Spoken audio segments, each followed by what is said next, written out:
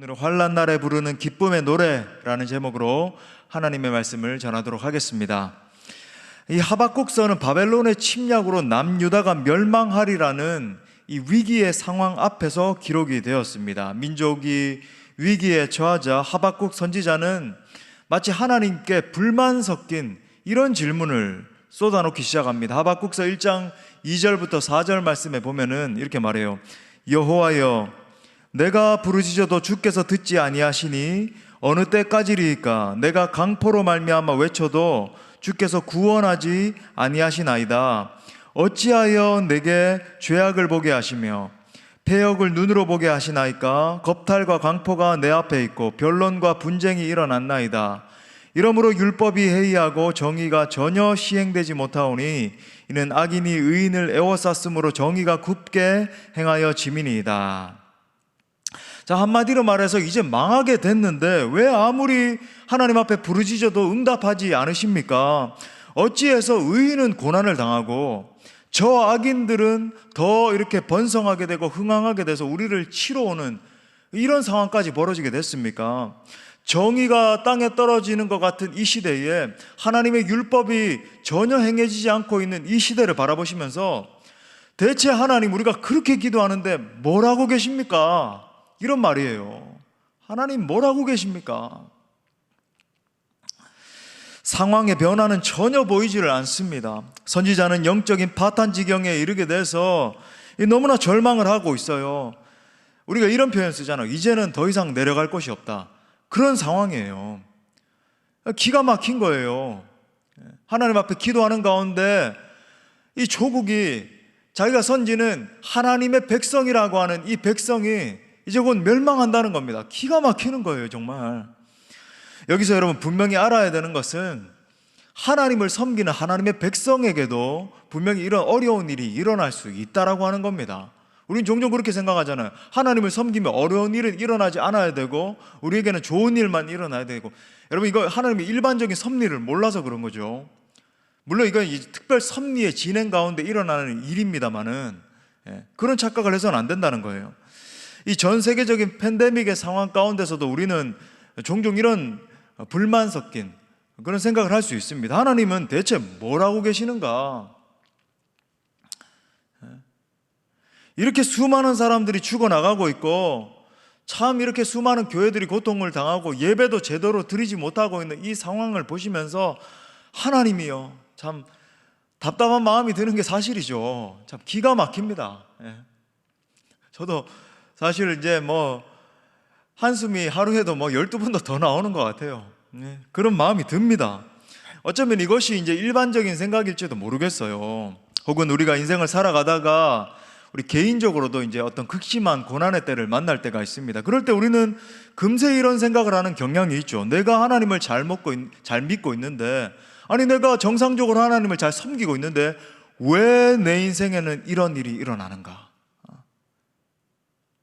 그런 생각 하잖아요. 자, 이런 고민들 속에서 하박국 선지자도 분명히 선지자인데 답답하고 두려운 마음이 드는 겁니다. 답답해요. 오늘 우리가 주목하고자 하는 것은 이 선지자의 반응입니다. 멸망의 상황을 앞두고 기도하고 있는 선지자가 어떻게 반응을 하는지, 그리고 그의 고백이 어떻게 바뀌는지를 우리가 주목해 보겠습니다. 말씀을 통해서 오늘도 재난의 상황 가운데서 우리가 붙들어야 되는 이 주님의 음성을 듣길 원합니다. 말씀 속에서 하나님이 정말 여러분 한 분 한 분을 위로해 주셨으면 좋겠어요. 정말 이 상황 가운데서도 하나님이 역사하시면 여러분 하나님 한 분 한 분, 여러분 한 분 한 분에게 다가가셔서 주 성령께서 크신 위로로 함께 하실 줄 믿습니다. 자, 세 가지로 살펴볼 텐데 첫 번째는요, 영적 반전을 주시는 하나님입니다. 우리 가정에서도 한번 따라합시다. 영적 반전을 주시는 하나님. 자, 어려운 일이 닥치면 하나님의 백성도 믿음이 흔들릴 수 있습니다. 마음이 어려울 수 있죠, 충분히. 자, 오늘 하박국 선지자도 곧 임하게 될 끔찍한 멸망의 소식을 듣고 그 상황 앞에서 하나님 앞에 엎드려서 정말 힘든 마음을 가지고 기도를 해요. 오늘 우리가 이제 1장 2절부터 4절에서 살펴본 것처럼 막 불만하듯이 하나님 대체 이게 뭐냐고 막 그렇게 기도를 하고 있습니다. 근데 아무리 기도를 해도 멸망한다는 그 응답밖에 없고, 더 이상의 하나님이 치유하시겠다는 둥, 회복하시겠다는 둥 응답이 없는 거예요. 그리고 아무리 부르짖어도 결국은 심판받게 될 거야. 여러분 어떻겠습니까? 선지자 입장에서 아무리 하나님 살려달라고 그러는데 아니 곧 심판받게 될 거야. 곧 심판이 임하게 될 거야. 저 강국이 일어나서 너희를 삼키게 될 거야. 북이스라엘이 망한 것처럼 남유다인 너희도 망하게 될 거야. 이거밖에 없는 겁니다. 그래서 얼마나 고통스러웠으면 이렇게 고백을 해요. 16절에 보니까 내가 들었으므로, 그걸 들었다는 거예요. 내 창자가 흔들렸고 그 목소리로 말미암아, 하나님 음성을 듣는데 평안하기는커녕 내 입술이 막 떨렸다는 거예요. 무리가 우리를 치러 올라오는 환난 날을 내가 기다림으로, 그러니까 기가 막힌 겁니다. 기다리고 있는 상황밖에 안 되는 거예요. 썩이는 것이 내 뼈에 들어왔으며 내 몸은 내 처소에서 떨리는도다. 여기서 내가 들었다고 그랬는데 무엇을 들었는가? 이제 곧 바벨론 군대가 쳐들어와서, 몰려와서 이 유다 땅을 완전히 폐허로 만들어 놓고 백성들과 여인들과 아이들 이 모두가 유수될 것이다. 이거 이제 하나님의 선지자로서 들은 거예요. 자, 이 이야기를 들은 하박국이 내 창자가 흔들렸다. 여러분 상상해 보세요. 창자가 막 흔들리는 겁니다. 근데 이제 유대인의 관념에서 이 창자라고 하는 것은 심령의 좌소, 그러니까 하나님의 은혜가 임하는 가장 깊은 곳을 이제 창자, 내장에 채우는, 에스겔에게 하나님이 두루마리를 주시면서 인자야 내 배에다가 이 말씀을, 두루마리를 채우라 그러잖아요. 그러니까 내장 안에다가 이렇게 채우라는 말이 아니고, 그러니까 하나님의 그 은혜가 임하는 심령의 가장 깊은 곳, 마음의 중심을 이야기합니다. 그 마음의 중심이 막 흔들렸다는 거예요. 즉 자신의 조국이 패망하게 될 것이라는 예언을 들은 이 선지자의 마음이 막 녹아내리기 시작하는 겁니다. 견딜 수가 없는 거죠. 심지어 썩이는 것이 내 뼈에 들어왔다. 여러분 이 뼈가 녹아내리는 것 같은 그런 고통을 아십니까? 뼈가 막 녹아내리는 것 같은 거예요. 개인적으로 지금 하박국 선지자가 말하고 있는 이 고통을 조금은 공감할 수 있을 것 같습니다. 젊은 담임 목회자로서 우리 교회를 이제 이끄는 가운데 코로나라고 하는 큰 풍파를 만나게 되었습니다. 벌써 예배가 중단된 것이 다른 교회에는 4번째, 그리고 이제 우리 교회는 5번째가 된 것 같아요. 정상적으로 예배를 못 드리는 것도 이제 고통스러운데 이 지난한 싸움을 언제까지 해야 되는가 생각하면 정말 솔직히 말씀드리면 소화가 안 될 때가 참 많아요. 때때로 이 상황을 놓고 교회와 성도들을 위해서 기도하다 보면 실제로 막 심장이 조여오는 것 같은 그런 고통의 느낌을 받을 때도 있습니다. 더 나아가서 코로나 상황 때문에 급속하게 쇠락하고 있는 한국 교회와 다음 세대를 생각할 때는 진짜 너무 괴로운 마음이 들어요. 이번 주에도 이 강원도에서 목회하고 있는 한 목사님과 통화를 하게 됐는데, 이 교회 성도들이 그래도 한 몇십 명 있었는데 코로나 1년 6개월을 지나는 동안에 이제는 다 떠나고 어르신 한 분 남아 있다라고 하는 거예요. 그렇게 어려운 상황 속에서도 그저 사명 하나 붙들고 있다라고 하면서, 요즘은 사명에 관한 질문을 많이 합니다. 그런 이야기를 하는 말을 듣고는 제가 참 무슨 말을 해야 될지 모르겠는 거예요. 그 이야기를 듣는데 얼마나 가슴이 아팠는지. 여러분 이것이 지금 한국 교회에서 일어나고 있는 실제 상황입니다. 한국 교회를 놓고 혼자 기도를 하다 보면 정말로 오늘 하박국 선지자가 고백했던 것처럼, 1장에서 고백하는 것처럼, 하나님 대체 어디 계십니까? 왜 우리의 기도에 응답하지 않으십니까? 우리가 얼마나 더 내려가야 됩니까? 대체 어떻게 해야 될지 모르겠습니다.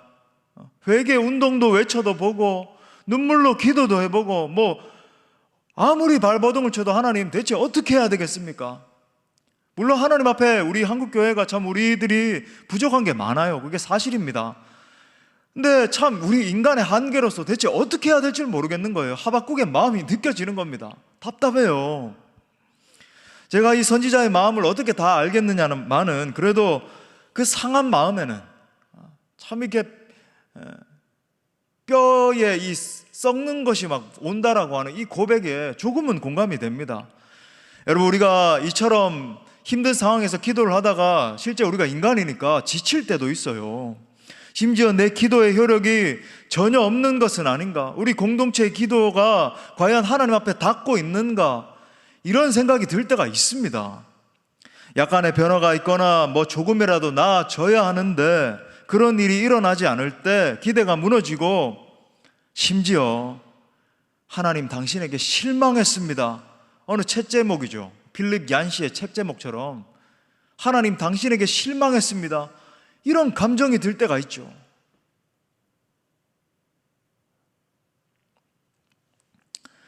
하지만 사랑하는 성도 여러분, 사랑하는 여러분, 성경은 영적 반전을 말하고 있습니다. 영적 반전을 말해요. 자, 오늘 17절에 나오는 첫 단어, 이것이 영적 반전인데, 비록, 영어로 though, 비록이 여러분 열쇠입니다. 여러분, 이 비록이라고 하는 것은 기막힌 반전의 단어예요. 신앙생활의 묘미가 무엇입니까? 영적인 반전에 있는 거죠. 하나님께서 주시는 영적인 역전에 있는 겁니다. 조금 전까지만 해도 죽을 것 같았는데, 도무지 어떤 열리는 것 같은 상황이 보이지 않았는데, 기가 막힐 웅덩이에 빠진 상황이었는데, 대체 내가 이 웅덩이에서 어떻게 하면 나아갈 수 있을 것인가 고민하는 상황이었는데, 어느 순간 갑자기 상황이 뒤집어지는 거예요. 어떤 경우에는 물론 이제 실제 상황 자체가 한순간에 뒤집어지는 경우도 있습니다. 히스기야가 기도했을 때, 그죠? 하나님의 천사가 와서 사네립의 군대 18만 5천을 한순간에, 하룻밤 만에 완전히 몰살시켜 버렸잖아요. 여러분, 믿으십니까? 우리 하나님은 충분히 그러실 수 있는 하나님이십니다. 그 하나님을 믿어야 되는 거예요. 믿어야 되는 거예요. 하지만 여러분, 하박국서의 반전은 그렇지 않습니다. 17절까지 정말로 끔찍한 그런 상황들이 일어납니다. 아직 일어나기 직전이지만 하박국 선지자가 이제 하나님의 음성을 들은 다음에 실제 이제 이 일이 일어나게 될 것이다 묘사하고 있어요. 어떤 일이 일어나는가? 17절 보세요. 비록 무화과 나무가 무성하지 못하며 포도나무의 열매도 다 말라버렸습니다. 여러분, 그 지역은 포도나무가 정말 무성한 지역이잖아요. 지중해 지역이니까. 근데 거기 열매가 없는 거예요. 황폐한 겁니다. 감람나무에 소출도 없어요. 밭에는 먹을 것이 없습니다. 여러분, 먹을 것이 없으면 어떻게 될까요? 죽어요. 사람들이 먹을 것이 없으면 죽잖아요. 근데 먹을 것이 없다는 거예요. 우리에는 양이 없습니다. 고기를 섭취할 수가 없는 거예요. 양이 없어요. 외양간에는 소들도 없다는 거예요. 여러분, 실제 유수가 일어날 때 어떻게 됐습니까? 소들도 다 끌려가고 불태워서 죽임당하고, 그럴지라도 재앙이 임해서 모든 것이 황폐한 상황이라 할지라도, 그런데 바로 그 순간에 18절에 보세요. 이렇게 말합니다. 우리 다 같이 읽겠습니다. 시작. 나는 여호와로 말미암아 즐거워하며 나의 구원의 하나님으로 말미암아 기뻐하리로다. 할렐루야. 상황이 바뀐 것은 하나도 없어요. 황폐한 상황입니다. 아무런 소망이 보이지 않는 상황이에요. 대체 어떻게 해야 되는지 모르는 상황입니다. 그런데 나는 여호와 하나님 한 분만으로 말미암아 기뻐하고 즐거워합니다라고 고백을 하고 있는 거예요. 기쁨과 즐거움의 근원이 누구입니까? 상황입니까? 아니면 바벨론에 있는 어떤 유력자입니까? 그게 아니라는 거예요. 오직 여호와 하나님이 기쁨의 근원이시다. 여러분, 그리스도인은 절망 가운데 기뻐할 줄 아는 존재들입니다. 세상 사람들은요, 이 어려움이 닥치면 어떻게 반응합니까? 억지로 자기 자신의 의지를 동원해가지고 참아내다가, 요즘 우리 젊은이들 말로 존버라고 하는 용어를 쓰는데 굉장히 좀 상스러운 용어입니다. 하여튼 그렇게 막 그냥 무작위로 버티는 거예요. 그렇게 버텨내다가 도저히 감내하기 어려운 상황이 되면 남을 탓하고 또 자기를 탓하다가 상처투성이가 되는 거죠. 그래서 사람들이 요즘 상처투성이잖아요. 분노투성이고, 조금만 건드려도 막 분노가 올라오고, 또 이 절망감, 두려움 같은 감정을 몰아낼 수 있는 힘이 없다 보니까 이겨내질 못해요. 그래서 심지어는 이 스스로의 소중한 이 생명을 갖다가 이렇게 마감하기도 하고. 하지만 여러분, 그리스도인은 절망 가운데 기뻐하고 즐거워할 줄 아는 자들입니다. 여기에 여러분 신앙의 비밀이 있는 거예요. 우리가 여러분 미쳐서 기뻐하고 즐거워하는 게 아니잖아요. 우리가 이 모든 동일한 어려운 상황을 겪고 있고 정말로 당장 죽을 수도 있는 그런 상황이라 할지라도 왜 우리가 바보처럼 웃고, 왜 찬양하고, 왜 즐거워하고, 왜 하나님을 바라봅니까? 여러분, 이것이 신앙의 비밀 아니에요. 물론 참 이렇게 어려운 상황 가운데 기도를 했더니 하나님이 이렇게 상황을 짠 하고 바꿔주셨습니다. 이런 간증도 뭐 중요할 수 있고 좋을 수 있겠지만은 여러분, 그거보다 훨씬 더 위대한 간증이 뭔지 아십니까? 죽을 것 같은 고통의 상황에 있지만 저는 하나님 때문에 기뻐하고 즐거워합니다. 도무지 나와 내 자녀의 미래가 보이지 않을 정도로 상황은 암담하지만 내가 하나님을 부를 수 있고, 내가 예수 그리스도를 사랑하고, 내가 찬양할 때마다 예수님 소망 삼을 수 있기 때문에 나는 기뻐하고 즐거워합니다. 여러분, 이 간증이 훨씬 더 위대한 간증이에요. 어제 한 성도가 이렇게 고백을 하는 겁니다. 교구 목사님이 기도 제목을 물어보는데 이 하나님께 더 많은 기도 제목을 말하는 것이 오히려 부끄러워요 라고 저에게 직접 이야기를 하시더라고요. 그 이유가 뭐냐면 이미 내게 이렇게 많은 은혜와 감사의 제목을 주셨는데, 이미 내 삶 가운데 이렇게 말로 형언할 수 없을 것 같은 많은 풍부한 것들을 주셨는데 그저 감사할 것밖에 없습니다. 그렇기 때문에 더 무슨 기도 제목을 내어놓는 것 자체가 하나님께 부끄럽다는 거예요. 그냥 감사합니다. 저는 제가 그 고백을 듣는 영적 지도자인 제 마음이 얼마나 기쁘고 참 감사했는지 모르겠어요. 제 마음에 이런 마음이 드는 겁니다. 이렇게 어려운 코로나의 상황 가운데서도 하나님께서 우리 성도들의 신앙을 붙들고 계시는구나. 아니, 오히려 이 상황 가운데 신앙이 더 성장하고 있구나. 뭐 이런 것이 느껴지면서요, 얼마나 감사하고 기쁨으로 제 마음이 채워졌는지 모르겠습니다. 사랑하는 여러분, 우리 하나님은 영적인 반전을 주시는 하나님이신 줄 믿습니다. 자, 그런데 그 영적 반전의 근원이 뭐죠? 무엇이 우리로 하여금 고난 속에서도 기뻐할 수 있게 만듭니까? 바로 하나님 당신 자체입니다. 그 어떤 것이 아니라 하나님으로 인해서 기뻐하고 즐거워하는 거예요. 상황이 아니라, 어떤 세상의 유력자가 아니라, 내게 어떤 미래가 보장되어 있기 때문이 아니라, 하나님, 저는 주님 한 분만으로 족합니다. 하나님 예수 그리스도 한 분을 주셨기 때문에 내가 주님 붙들고 기뻐하고 즐거워합니다. 할렐루야. 그래서 선지자가 19절 상반절에서 이렇게 고백하지 않습니까? 보니까 주 여호와는 나의 힘이시라. 우리 한번 따라 합시다. 주 여호와는 나의 힘이십니다. 우리 옆에 계신 분들에게도 주 여호와는 당신의 힘이십니다. 여러분, 이것이 영성이고 이것이 능력이에요.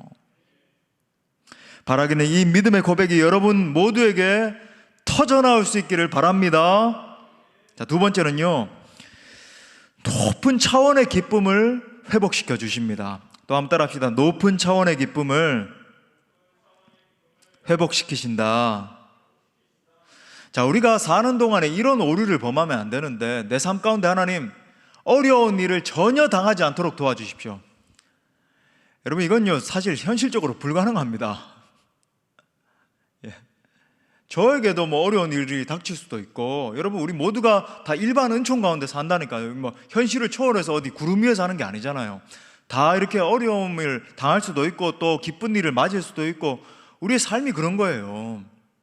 근데 여러분, 우리의 삶에 우리가 자꾸 이런 데 초점을 맞추는데, 어려운 일이 일어나지 않는 게 중요한 것이 아니라 어떤 상황에서도 그 상황을 뛰어넘을 수 있는 믿음을 붙드는 것이 훨씬 더 중요합니다. 선지자가 이렇게 고백해요. 19절에 다시 보니까 주 여호와는 나의 힘이시라. 나의 발을 사슴과 같게 하사 나를 나의 높은 곳으로 다니게 하시리로다. 제가 이거 몇 번 말씀드렸지만 이건 영적인 높은 경지, 높은 차원을 말한다라고 말씀드렸잖아요. 하나님께서 나를 붙드셔서 높은 곳으로 다니게 하신다는 겁니다. 어떤 일이 닥쳐도 흔들리거나 넘어지는 것이 아니라 기쁨을 누리는 삶을 말하는 거예요. 뭔가가 주어졌을 때, 뭔가를 성취했을 때, 대학에 합격했을 때, 직장에 잘 들어갔을 때 기뻐하는 것은요, 세상 사람들도 다 할 수 있는 거예요. 우리가 순종을 할 때 참 우리 성도님들 부족한 종이 뭘 하나를 이야기해도 기쁨으로 순종해 주시고 너무너무 감사합니다. 근데 여러분, 내 머리에 납득이 돼서 순종하는 건 그건 사실 순종이 아니에요. 그건 길 지나가던 사람들도 다 할 수 있는 겁니다. 왜? 납득이 되면 당연히 순종하죠. 근데 내가 납득이 안 되면은 뒤에서 막 궁실궁실, 납득이 될 때만 그건 합리적이니까 뭐 따라야지, 할 수 있겠구나. 그건 사실 순종이 아니에요. 그냥 내가 납득이 되니까 하는 거지. 진짜 순종은 내가 납득이 되지 않는다 할지라도 순종하는 게 순종이잖아요. 진짜 기쁨이 뭔지 아십니까? 진짜 영적인 소망이 뭔지 아세요? 진짜 행복이 뭔지 아십니까?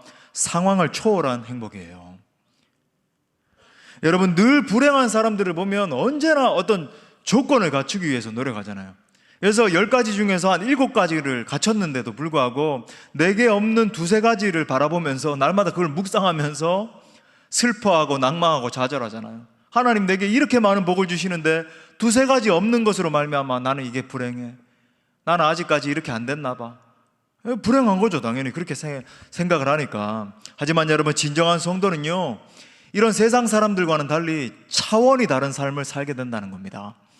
물질이나 환경이나 조건 등 때문에 흔들리는 삶이 아니라 하나님을 우리의 힘으로 삼고 사는 삶이에요.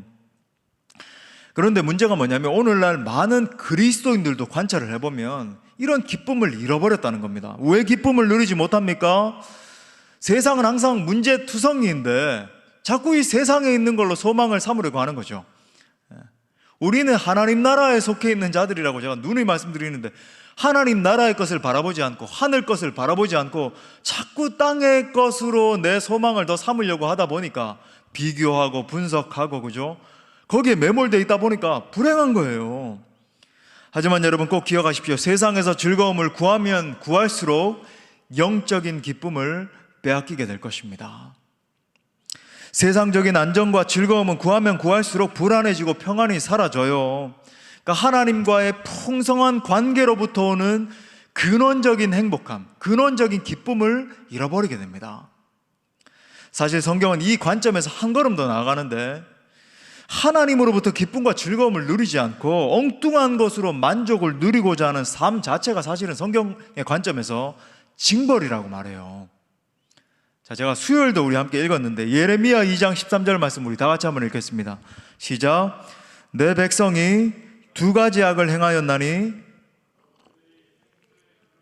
나를 버린 것과 스스로 웅덩이를 판 것인데 그것은 그 물을 가두지 못할 터진 웅덩이들이니라. 여러분, 에덴이 어떤 곳입니까? 에덴은 하나님과의 풍성한, 그러니까 에덴의 축소판이 성막이라고 생각을 하면 돼요. 성막은 초월적인 하나님이 우리 가운데 내재하신다. 제가 누누이 말씀드렸잖아요. 근데 에덴은요, 이게 더 극대화된 곳입니다. 그러니까 하나님의 영광이 충만한 곳이에요. 그러니까 100% 하나님의 영광이 충만해서 아담과 하와가 언제든지 하나님을 부르면, 하나님 이렇게 부르면 그래 아담아, 완전히 그냥 직통으로 하나님과 연결되어 있는 그런 곳이었어요. 늘 하나님의 영광과 충만이 같이 있는 곳, 하나님과 함께 즐기는 곳, 행복함이 충만한 곳, 하나님의 풍성함이 있는 곳이 에덴입니다. 그런데 타락했죠. 근데 이 타락의 본질이 뭐냐면 다른 게 아닙니다. 여러 가지 다 있는데 타락의 본질은 에덴으로부터 쫓겨난 거예요. 그 풍성한 하나님의 임재를 누리던 곳, 하나님의 영광으로 충만했던 곳, 주 예수 그리스도와 함께 거닐던 곳, 정말로 하나님이 주시는 기쁨과 감격이 넘치던 그 에덴에서부터 쫓겨난 게 타락의 본질입니다. 단순히 우리 인간이 그냥 부패했다, 이건 한 부분이고요. 에덴에서 쫓겨난 게 본질이에요. 기쁨을 상실한 거죠. 이것 자체가 여러분 징벌입니다. 이거 자체가 우리에게 슬픔이 된 거죠. 저주가 된 거예요. 여러분, 이것이 극대화된 곳이 어딘지 아십니까? 지옥이죠. 하나님의 공의만 시퍼렇게 살아있는 곳, 그곳이 여러분 지옥입니다. 여러분, 하나님으로부터 오지 않는 만족과 기쁨은 금세 사라지는 것들이에요. 조금만 조건이 바뀌거나 없어지면 금세 불안해지고 두려워지고, 여러분 이게 죄의 증상들이 나타나는 거거든요. 그냥 그걸 가만히 놔두면 안 되는 겁니다.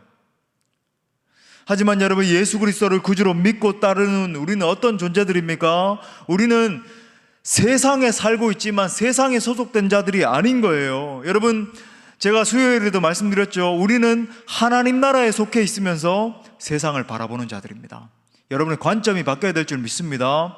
여러분, 우리는 하나님 나라에 속해 있으면서 이 하나님 나라에서 파송이 되어 이 세상 가운데서 어떻게 하면 이 하나님 나라를 구현할 것인가, 어떻게 하면 이 나라 가운데서 하나님 영광을 선포할 것인가를 바라보는 자들이라고요. 예수 그리스도께서 주신 넘치는 이 생명력을 가지고 생명력을 잃어버린 세상을 치유하는 자들입니다. 그렇기 때문에 지금 우리가 겪고 있는 이 팬데믹의 상황을 바라보면서도 마찬가지예요. 우리 세상 사람들은 어때요? 이 상황 바라보면서 아이고 큰일이다, 어떻게 하나, 심지어는 이걸 이제 화살을 다른 데 돌려가지고 이게 문제이고 저게 문제이고 저 사람을 원망해야 되고 서로 불평불만하고 절망만 하고 이제 큰일 났다. 여러분, 우리는 이런 사람들이 아니라는 거예요. 소망 되시는 예수 그리스도의 관점으로 소망 없는 이 세대를 바라보는 겁니다. 내게 임한 이 예수 그리스도의 생명의 복음으로 말미암아 내가 어떻게 이 세상을 치유할 수 있을 것인가? 지금 이 순간에도요, 내가 어떻게 하면은 저 사람들에게 다가가서 세상을 치유하고 위로할 수 있을 것인가?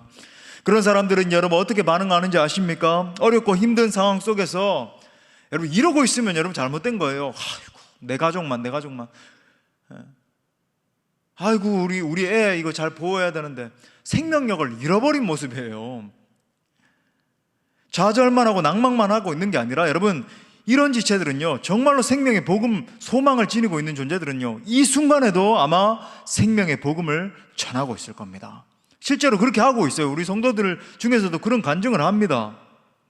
아직도 복음을 몰라서 완전한 절망 가운데 놓여 있는 지체들에게 복음을 전하는 것을 제가 들어요. 실제로 우리 성도님들 중에서 이 상황을 갖다가 이제 복음의 기회로 삼아서 지금 4단계 때도 뭐 이렇게 만날 기회들이 있잖아요. 물론 이렇게 방역은 철저히 하면서도 가끔 이렇게 사람들을 만날 때마다 이렇게 증거한다는 거예요. 지금 성경에서 말하는 마지막 때에 이 예언들이 다 이루어지고 있는 때니까 예수님 믿어야 된다라고. 그러니까 세상 사람들도 상식적으로 이걸 몇 번이나 들어봤기 때문에 알고 있어요. 느끼고 있습니다. 그들도 지금 굉장히 불안하고 힘든 상황이기 때문에, 왜냐하면 그들에게는 소망이 없잖아요. 지금 이 상황에서 어떻게 하면 이 전염병 끝날까, 뭐 이 생각만 하고 있지 이들에게 무슨 소망이 있겠습니까? 우리처럼 부를 이름이 있나요? 뭐 목탁 두드려 봐야 뭐 그 안에 뭐가 있겠어요. 소망이 없는데 이렇게 증거한다는 거예요. 우리 성도님들이 가서 참 이렇게 성경에서 마지막 때 일어나고 있는 이 여러 가지 환난과 재앙과 지진과 처처의 소문들, 무성한 어려움들이 다 이루어지고 있으니까 우리가 정말로 두렵고 떨리는 마음으로 예수 그리스도 앞에 나와야 된다라고 증거하고 있다라고 하는 겁니다. 그러면서 그렇게 말하는 거예요. 요거 4단계 끝나기만 하면 목사님, 제가 모시고 갈 겁니다. 얼마나 멋진 일입니까? 여러분, 이런 마음, 이런 사고를 가지고 있으면 어떤 상황 속에서도 하나님이 주시는 평강을 누릴 수 있습니다. 빌립보서 4장 6절부터 7절 우리 다 같이 읽겠습니다. 시작. 아무것도 염려하지 말고 다만 모든 일에 기도와 간구로 너희 구할 것을 감사함으로 하나님께 아뢰라. 그리하면 모든 지각에 뛰어난 하나님의 평강이 그리스도 예수 안에서 너희 마음과 생각을 지키시리라. 여기서 핵심은 모든 지각에 뛰어난 하나님의 평강이에요. 모든 상황에 걸맞는, 모든 어떤 어려운 상황이나 힘든 상황이나 모든 걸 초월하는 하나님의 평강이 우리의 마음과 생각을 지배하신다는 거죠. 우리가 믿는 하나님은 어떤 상황 속에서도 기쁨을 누리게 하시는 분이십니다. 이것이 그리스도인들의 능력인 거예요. 1세기부터 3세기 이 초대교회가 점점 더 부흥했던 이유에 대한 연구 분석들이 이렇게 많이 있는데, 그 중에 유력한 분석 중에 하나가 뭐냐면 전염병에 대한 대응을 그 이유로 꼽습니다. 이 문헌에 보면 초대교회 시기에 특히 2세기에는 안토니우스 역병으로, 그리고 이제 3세기에는 키프리아누스 역병으로 로마 제국이 당시에 이제 거의 전 유럽을 휩쓸고 있었잖아요. 여러분, 지금 생각하는 로마 그 조그만 그 부분이 아닙니다. 완전히 로마 제국, 우리 심지어 이 유대 땅까지 로마의 속국이 돼 있었잖아요. 큰 로마 제국의 인구의 30%가 이 전염병으로 죽었습니다. 그러니까 지금보다 훨씬 더 강력했죠. 근데 이때 보니까 이교도들은 전부 다 두려워 떨면서 산으로 막 도망가는 거예요. 우리가 살아야 되겠다 하면서 그렇게 도망을 가는데, 기독교인들은 한 명도 도망가지 않고 남아가지고 이웃들을 돌보고, 심지어 전염병에 전염이 돼가지고 죽기도 하고, 또 그 이웃들과 함께 막 이렇게 돌보면서 살리기도 하고 그러고 있는 거예요.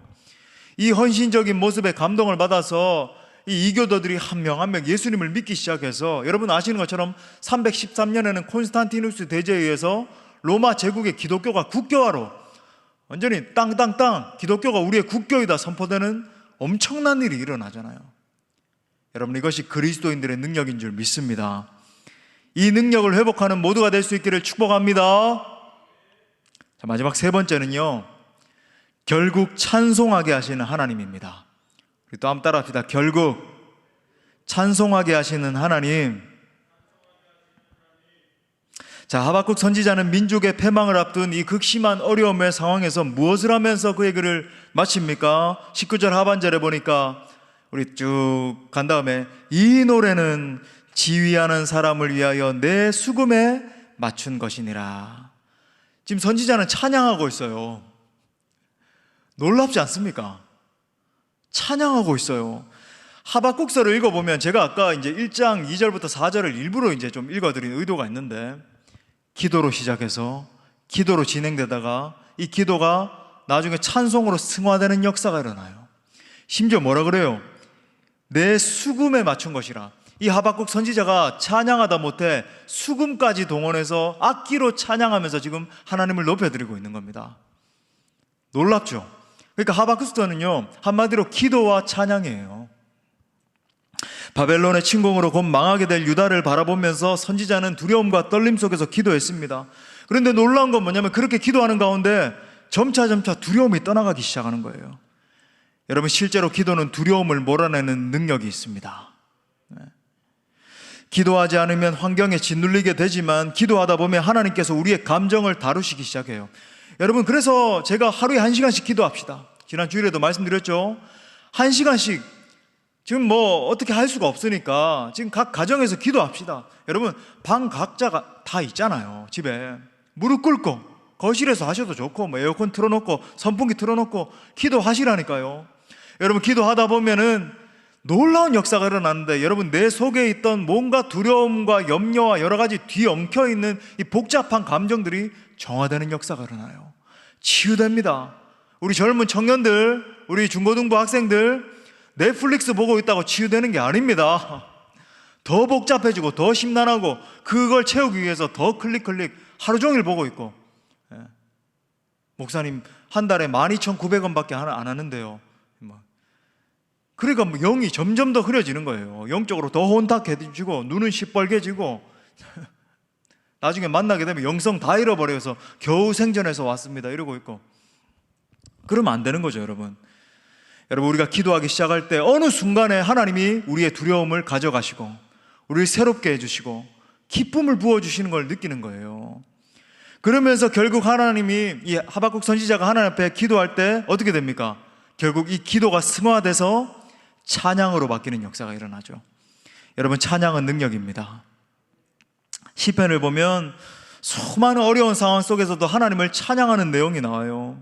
찬양은 하나님의 위대하심을 인정하고 그분을 높여드리는 겁니다. 우리가 그렇게 하나님을 찬양하다 보면 하나님의 능력이 임하게 돼요. 찬양 속에서 하나님이 누구신지를 더 깊이 알게 되고 그분의 성품과 권능의 어떠하심을 알게 됩니다.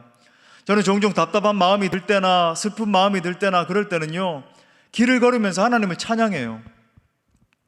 사랑하는 나의 아버지. 제가 참 사랑하는 찬양인데 후렴에서 전능하신 하나님 찬양, 언제나 동일하신 주, 전능하신 하나님 찬양, 영원히 다스리네. 그 원래 영어 가사가 뭐냐면 Who reigns forevermore 이거예요. 그러니까 Almighty God이 Who, 이게 관계대명사거든요. 이게 관계절입니다. 이렇게 수식을 하는 거예요. 그러니까 뭐 이 하나님이 어떤 분이시냐면 Who reigns forevermore, 영원보다도 훨씬 더 ever, 영원히 다스리신다. reign 하신다, 다스리신다. 그런 찬양이에요. 얼마나 멋있습니까? 그러면요, 그렇게 걸으면서 찬양하고 주님을 높여드리는 가운데 어느 순간에 제 마음 가운데 슬픔과 두려움과 낭망이 다 떠나가는 역사가 일어나고 전능하신 하나님이 바라봐지는 거예요. 그 전능하신 하나님이 다스리시는데 내가 두려워하고 낭망할 이유가 무엇이 있겠는가? 기쁨이 많은 걸 느끼는 겁니다. 하나님의 임재를 느끼는 거죠. 그렇게 깊이 찬양을 하다 보면 오늘 하박국 선지자가 고백한 영적으로 높은 경지에 이르는 겁니다. 그 역사가 일어나요. 이 땅 가운데서 막 아웅다웅하고 그 차원을 넘어서서 높은 차원에 이르는 거죠. 다시 19절 중반에 보니까 나의 발을 사슴과 같게 하사 나를 나의 높은 곳으로 다니게 하시리로다. 오늘 선지자는 자신에게 좋은 일이 일어나서 그것으로 인해서 즐겁다라고 말하지 않습니다. 내 삶에 대박이 나서 기뻐하거나 만사형통하기 때문에 내가 힘이 난다라고 말하지 않아요. 그가 기뻐하고 즐거워하는 이유는 오직 하나님 안에 있습니다.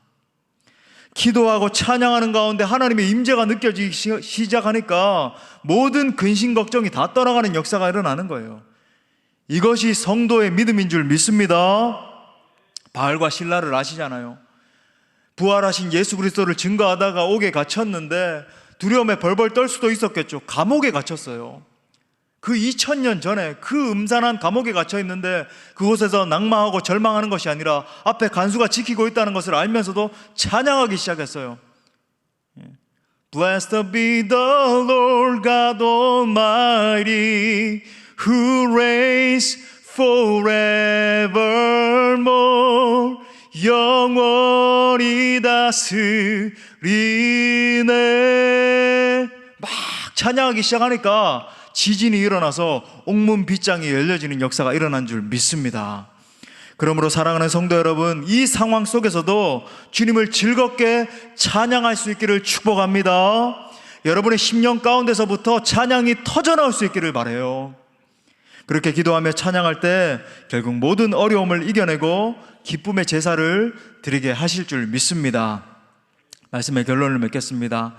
여러분, 이 상황 속에서 우리가 자주 주지해야 되는 사실은 하나님은 결국 하나님의 일을 행하신다는 거예요. 여러분, 이 팬데믹 상황 속에서 이 상황에 매몰되지 마세요. 하나님은 결국 하나님의 일을 행하실 겁니다.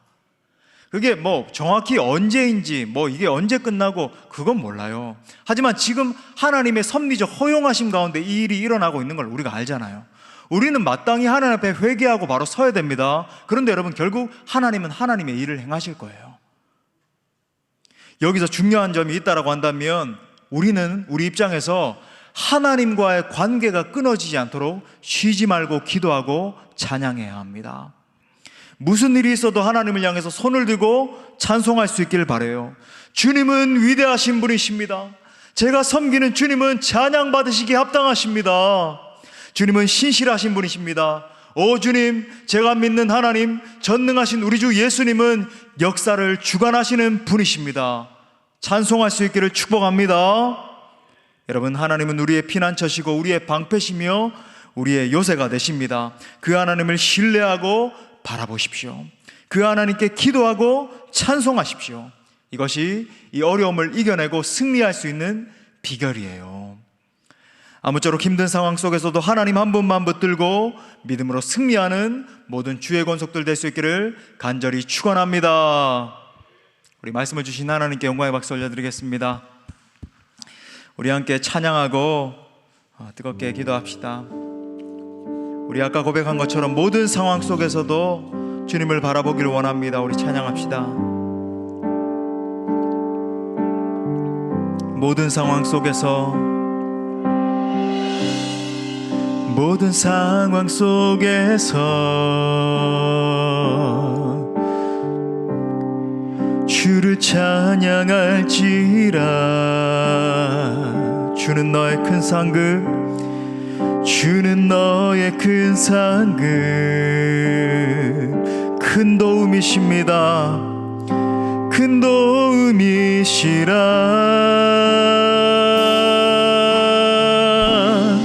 주의 얼굴 구할 때 주의 영을 부어주옵소서. 주의 영을 부사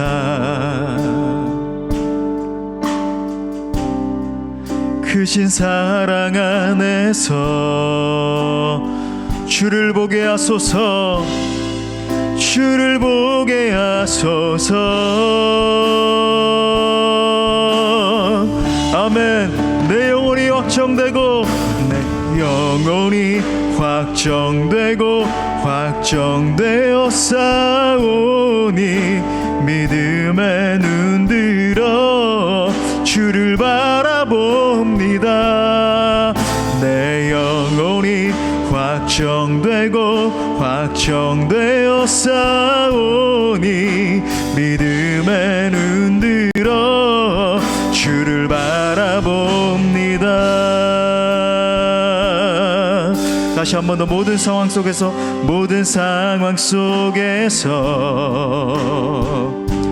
주를 찬양할지라, 주를 찬양할지라.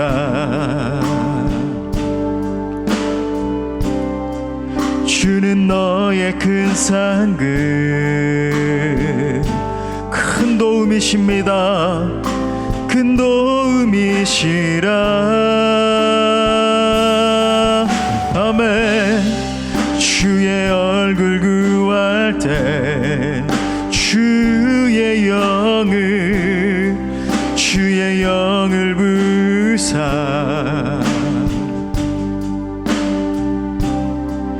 크신 사랑 안에서 주님을 보게 하여 주옵소서, 주를 보게 하소서.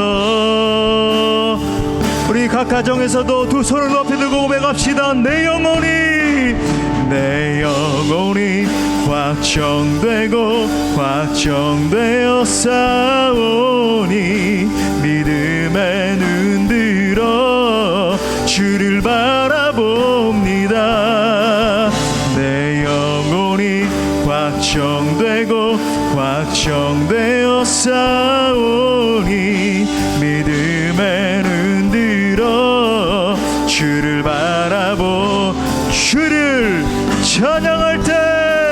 주를 찬양할 때 주의 나라 힘이 임했네. 주의 영원한 나라 주 보게 하소서. 아멘. 내 영혼이 확정되고 내 영혼이 확정되고 확정되어 싸우니 믿음에 눈들어 주를 아멘 아멘. 내 영혼이 확정되고 확정되어 싸우니 믿음에 눈들어 주를 바라봅니다. 여러분, 이 시간 우리 말씀 붙들고 함께 기도할 때 조국 유다의 패망을 앞두고 기도하며 찬양했던 하박국의 마음을 한번 생각해 봅시다. 이제 남유다가 망한다는 거예요. 바벨론이 쳐들어오면 여인들이 유린당하고 아이들이 죽임을 당하고 우리 모두가 다 끌려가서 이제는 패망하게 생겼다는 거예요.